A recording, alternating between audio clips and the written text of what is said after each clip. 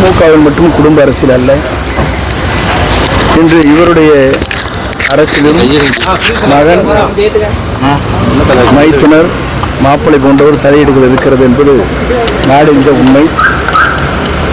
ஒருவருடைய வாழ்க்கையை பொறுத்தவரையிலும், அரசியல்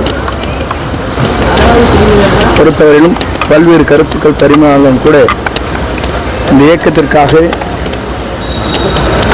புரட்சித் தலைவர் காலத்திலிருந்து புரட்சித் தலைவர் அம்மா காலம் வரையிலும் இன்று வரையிலும் இந்த இயக்கம் வலிவு பெற வேண்டும், இந்த இயக்கம் நாளை வெற்றி பெற வேண்டும் என்ற நோக்கத்தோடு தான் என் பணிகளை நான் மேற்கொண்டு வருகிறேன். தன்னால் முடியாததை முடியும் என்று சொல்லி தன்னையும் ஏமாற்றிக் கொண்டு மற்றவர்களும் ஏமாற்றக்கூடாது என்பதுதான் தத்துவம்.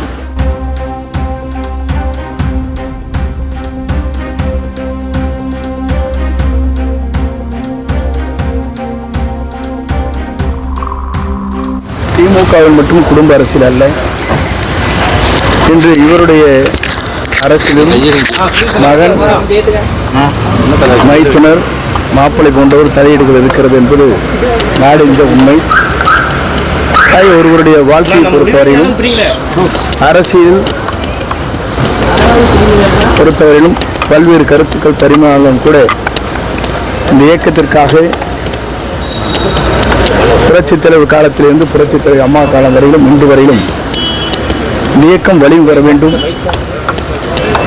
இந்த இயக்கம் நாளை வெற்றி பெற வேண்டும் என்ற நோக்கத்தோடு தான் என் பணிகளை நான் மேற்கொண்டு வருகிறேன்.